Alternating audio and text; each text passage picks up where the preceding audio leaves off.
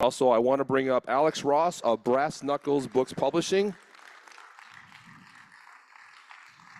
I'm Alex Ross. I'm John Deaton's partner in Brass Knuckle Books. You've seen the logo bouncing on that wall for the last 2 days.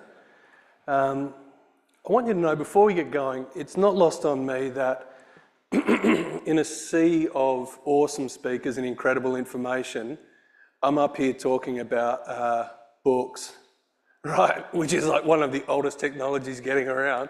And when Eddie first asked me to talk here, I was a little bit concerned about the antiquity of my professional scope in relation to this conference. And I got the first running sheet for the speakers, and it had John and I in the middle of the day somewhere. Pardon me. And I started to think, oh, maybe we could be a bit of a palate cleanser in amongst all the great crypto and Web3 and tokenization, decentralization speakers. When I got the final running sheet last week and realized we were the last speakers for the conference, I got like significantly more nervous and realized my whole palate cleanser thing was dead in the water. At this point, probably think of us more as an after dinner mint to what has been an awesome conference and less of a palate cleanser. So, but I'm going to do my best, right? What could possibly go wrong? We're going to have a drink after this anyway. So a lot of people have given you a lot of information over the last couple of days. I'm just going to tell you a story. So last year, this guy puts out a tweet that says, are there any book cover designers out there? My friend's got a project. Now, by way of my brief resume, I've been a graphic designer for what feels like forever. For the last 15 years, I've worked almost exclusively in publishing. And for the last, a chunk, 12 and a half of those, I was the creative director at Penguin Books and Penguin Random House. So I knew a guy who knew a bit about book covers. In terms of crypto, I bought my first crypto in early 2017. No prizes for guessing which one it was. I sold my first crypto late 2017, and I've been buying and selling crypto ever since. In terms of XRP, I suspect, like many of you, it's fair to say I've been doing a bit more buying than selling, but I've been in it and dabbling for a while. So in relation to John's tweet, I was kind of like, I thought like Liam Neeson, his character in the epic movie Taken. I have a very particular set of skills. Not necessarily useful skills, but a very particular set of skills. So I shot John a tweet, and so did like a heap of other people. And I just thought, I'm never going to hear back from this dude. But I did. And we organised to catch up. And John got me to sign an NDA before we met, which made me feel even more like the Liam Neeson International Man of Mystery of book design, which was pretty cool. And one thing you learn in publishing quite quickly is that anytime anyone's talking about their friend's book, they're talking about their own every single time. So I had my hopes up, and sure enough, we met, and John told me he'd written his memoir, which I was very excited to hear. He was thinking of calling it Ghetto Bastard. We wound up going with option B, as you probably know, which is probably a good idea. And he told me that he'd commissioned one of the largest self-publishing companies in the US to make and sell his book. But when it came time to do the cover, they told him he'd never be allowed to speak to their cover designers, which, I mean, suggests that their cover designers are even more Liam Neeson than me, like, for sure. But like, either way, he asked me to do his cover, not them, so maybe I am Liam Neeson after all of book design. So I was excited. That was really exciting for me. I'm a bit of a fanboy. The first time we met, I got dry cotton mouth and stuff. I was very happy to be doing his cover. The first problem we ran into with the cover was that John wasn't sure if he should or if he even wanted to be on the cover of the book. And I was really quick to reassure John that he was 100% going to be on the cover of this book. Like, it wasn't even open to debate. But the problem with that is you've got to get the perfect picture. But John's in Rhode Island, I'm in Melbourne, and we don't have thousands of dollars to blow on a photo shoot, right? So I put together what I would humbly submit to you was the single greatest DIY Photoshop brief ever created by anyone. This thing was bulletproof. And it had 3 very simple instructions. Step 1, find the latest model iPhone you can get your hands on. Step 2, find someone with a steady hand, stick that iPhone in that person's hand. Step 3, and this is the important step, put on a white t-shirt or shirt, stand in front of a dark wall. Take a bunch of pictures. Then put on a black t-shirt or shirt, stand in front of a light-coloured wall, take a bunch more pictures. And to make it super, super clear, I gave him pictures like this, just to make it crystal clear what we were looking for here. And I left him with one parting instruction, which was, when it comes to photo shoots, more is more. Take as many pictures as you can. Don't feel silly sending me 50 pictures. Had I known John as well then as I know him now, I could have predicted he was going to do exactly what he did, which was turn to his lovely partner, Christy, and say, this dickhead in Australia wants me to take 50 pictures of myself. I'm not doing that. So a couple of days later, I get an email with significantly less than 50 pictures attached. And remember step number 3, because it's really important. Light shirt, dark wall, dark shirt, light wall, light shirt, dark wall, dark shirt, light wall. Apparently John interpreted that as dark shirt, light jacket, red wall. It's not even a red wall, it's the red fucking corner of a room. He's got a window behind him. So like, but this is just the first pic I see. There are others, not 50, but there are other pictures. So I'm like, we're all good here, there's other pictures, such as John about to pick a fight with a house, I think is what's happening there, I don't know. Make no mistake, there were other pictures of John about to fight houses. So, you know, I don't need to tell you guys, John is an incredible guy. If God forbid you need an asbestos cancer lawyer, there is no one else you want to call. If you and 100,000 of your lunatic friends need someone to go to war with the most powerful government on the planet on your behalf, literally who else are you going to call but John Deaton? 100%, let's hear it. If, however, you're looking for a model for your next photo shoot, and John, I say this from a place of love, John Deaton might not be your first call, okay? So as I'm going through these pictures, I'm starting to get very nervous that we don't have a cover here. And as you can see, John had such a good time doing them the first time round, I'm under no illusions as to whether or not I can call him back and say, hey, dude, take another 50 pictures.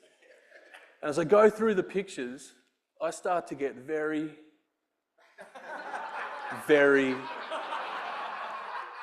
nervous that we do not have a cover in this batch of pictures. And for those of you playing at home, yes, those last 3 were included in John's, maybe this will work for the cover collection of photos. So I'm in a mild state of panic here. But then something happens that's been happening to me my whole design career, right? And I don't know what I ever did to deserve this. But the design gods smile on me, which is like the way I choose to see it. I suspect if you ask the design gods, they just tell you they take pity on me or something, but I don't care, I get lucky a lot. And I see this. You might recognise it. It's a little blurry, it's a little dark. John's tried to hide his leg behind a couch. And he's got his trademark modelling style, his blue steel, the red wall and the fucking window behind him. But as soon as I saw this, I knew we had a cover. So a little bit of Photoshop, spit and polish later, we had this. And so I send that to John. John's happy, I'm happy, we've got a cover. This is all good news. Roll forward 4 weeks and Brad Garlinghouse announces the proper party in New York. And John and I talk and think this is going to be the perfect opportunity for him to launch his book. At this point, I'm just the cover guy. So John gets in touch with that publisher I mentioned before, one of the largest self-publishing companies in America. They'd promised him a 3-month turnaround. They'd had everything they needed for 2 months. Proper party's 1 month away. Everything's falling into place. Things feel good. This company gets back to John and they tell him there's no way they can have the book ready in 4 weeks' time, that it's impossible, that there's just too much work to do. This was a disappointing response from this company, of course. And when pushed, they gave John a bunch of reasons. They refer to them as reasons. I call them excuses as to why they couldn't get their job done. And John came to me and asked me what I thought of those. Now, in terms of these reasons/excuses, it's not dissimilar to when you go to a mechanic or a dentist, right? If you don't know anything about it. Some of you may do your own home dentistry, and if you do, like, good luck with that. Most of us just have to take these people at their word, right? And so John wouldn't have known any better and it would have worked, except unluckily for this company, he had a professional publishing ninja in his camp now, in me. He asked me what I thought of their excuses. And I told him bluntly, either they were totally incompetent, they were outright liars, or a lovely little combination of the two. To say John was unimpressed would be a pretty fair statement. And I agreed with him. But it didn't change the fact that with 3.5 weeks to go until the proper party, the book wasn't going to be ready. So I put together what can only be referred to as a Hail Mary plan B that gave John what I saw as being his only opportunity to get the book back on track and ready in time for the party. And John went with my plan B. So I asked him to send me everything he'd given that company, the manuscript, give me the pictures, whatever you told them, tell me. A little under 48 hours later, I had a PDF of the first pages with John. Don't get me wrong, we still had a long road ahead of us to get this book printed. The job we were embarking on usually takes 3 months. We were looking at doing it in 3 weeks. But John was very happy, and I know this because he called me a stud, right? This is the first time anyone's ever called me a stud in my life. There are those English words, right, that don't necessarily travel particularly well between English-speaking countries, and like fanny pack might be an example of that. The Americans are in the crowd now going, what are you talking about? It's a pack that sits on your fanny. And the Australians are in the crowd like, fanny pack. So like, stud's one of those words, right? Like we're in Australia, if two dudes are calling each other studs, it's possible they're having quite a different conversation than the one John and I were having. But I knew what he meant and I knew he was happy, and that made me happy. So we kept cracking. Now we're down to about 3 weeks to make this book. John calls me up. He tells me, I've got 2 ideas. I'm going to give you a call. If, in the unlikely scenario, any of you ever working in publishing and the author says they've got ideas and they're going to give you a call, I'll give you a piece of advice. Just don't answer the fucking phone. Like, don't answer the phone. That's your first move. So, I answered the phone. John tells me, hey, I've had this idea. I'd really love it if the book could be on sale in time for people to have their copy at the party so I can sign it and whatnot. I said, that's cool. That means we've now got 2 weeks, not 3 weeks to make this book. That's fine. I mean, crazy situations call for crazier measures. So we aimed for 2 weeks. Then he said, I've had this other idea. I want to start a publishing company with you called Brass Knuckle Books. We'll publish the book ourselves and they'll go and publish other authors. He said, if you don't want to be a part of it, I'll just drop the idea altogether. He said, but if you're in, I want to do it. I don't know why. I said, I'm in. And I said, I don't want to talk about it again until the book's finished because I can't even think about anything but this book right now. As soon as we hung up the call, it hit me, I should have clocked it earlier, that now we only had 2 weeks, not just to make the book, but to build the company that was going to publish the book as well, which is when I made that logo in about 35 minutes, and websites and socials and bank accounts and all that stuff. I think most of you know how this story ends, right? The book got published in time. In fact, we were a couple of days ahead of schedule and people had their copies in New York and that was all fantastic, right? That was all good news. But for me, that was the least interesting part of this story. And I know some of you came to an XRP conference and you're out there right now thinking, bro, this whole fucking story is boring. And like, I kind of agree in part, but that was the least interesting part and I promise I'm almost done. The most interesting part for me, by far, was the way John reacted to finding out this top self-publishing company in the US had let him down so badly and then lied to his face. Most authors' reaction, probably if I was an author, my reaction would have been, well, that sucks, right? But at least I've got this maniac in Australia who knows what he's doing. My book's going to get published in time and, you know, that's a relief. That wasn't John's reaction, right? John's reaction, knowing literally nothing about publishing other than having written an awesome book, was, I'll start a publishing company to save other authors being ripped off and we'll just make heaps of books. And I'm like, yeah, who does that? John does that, right?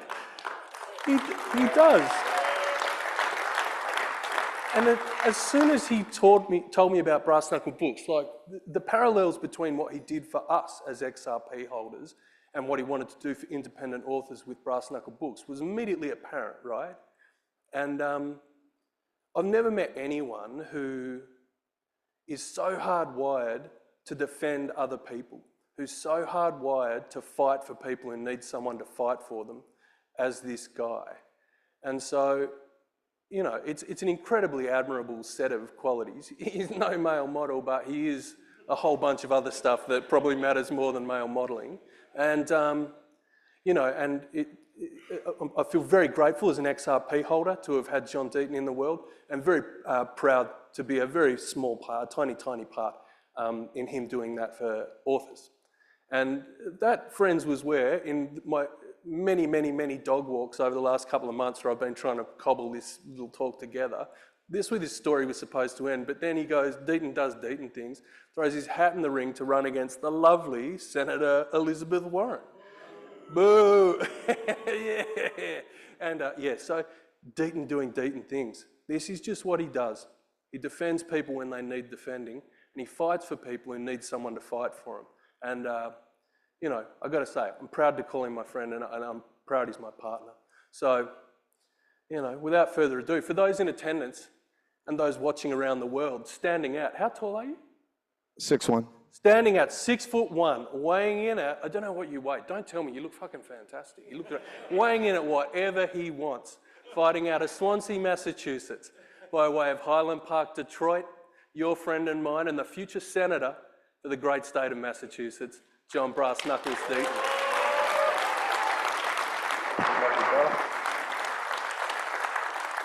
The